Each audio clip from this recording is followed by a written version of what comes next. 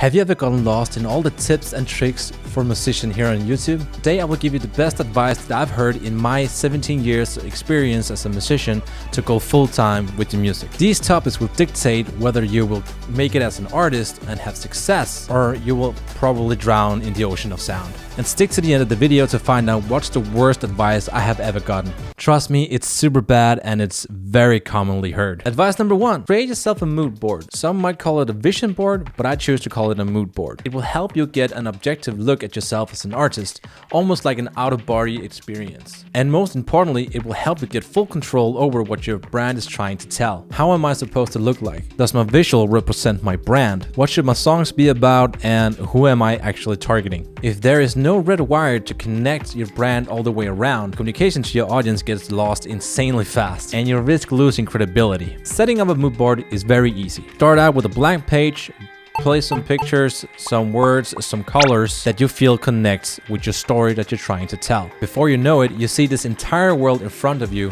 that is you. If you see something else than what you're doing right now, maybe that's something to think about. Advice number 2, give people a reason to care about you. I actually mentioned this in a previous video, and if you want to look more into that one, click the card right up here.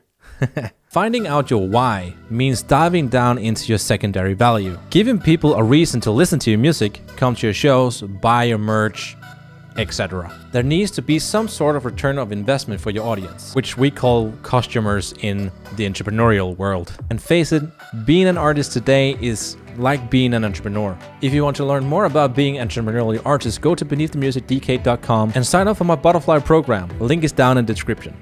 Just click right here. Right down here.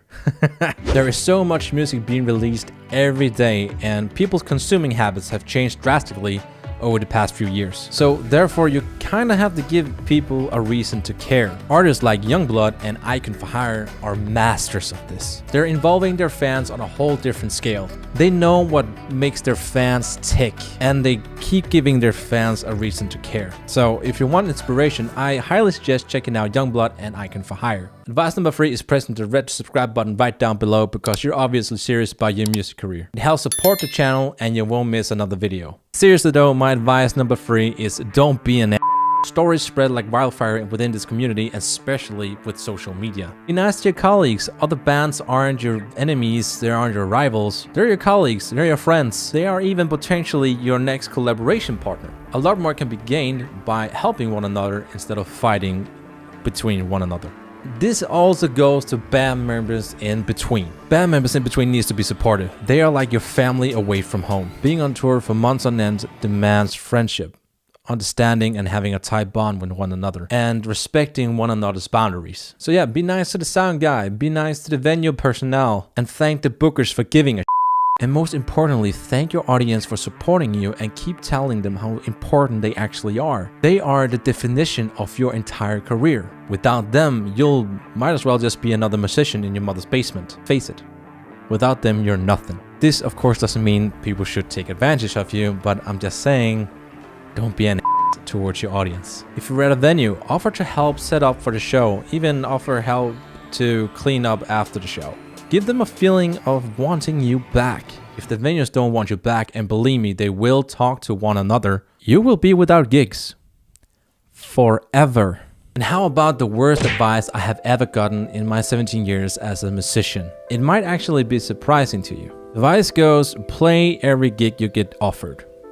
That sounds like a weird thing to say is bad advice, right? But let me tell you why it is bad. Let's imagine you played a show in your hometown last week for a price of like, let's say $500. Now, another venue wants to book you, but for no money and for that famous exposure price. How is that fair towards the venue that just paid you the week before? Get your standards settled and stick to them. I know how insanely tempting it is to play all of these shows that you get offered. There might be a new potential fan out there and you really want to go out there and play live shows. I understand the frustration, but remember my third advice, or do you need to scroll back? Don't be an and get your standards settled. It is totally okay to say no and understanding your worth. Because again, bookers, venues, bars, festivals, they all talk to one another. Consider yourself warned. Thank you guys so much for watching this video. I hope you will take the world by storm. If you want to know more about how you can get yourself a manager, click the video right down here, and remember to subscribe because you're obviously serious about releasing music and I want you to get the best chances possible. Bye.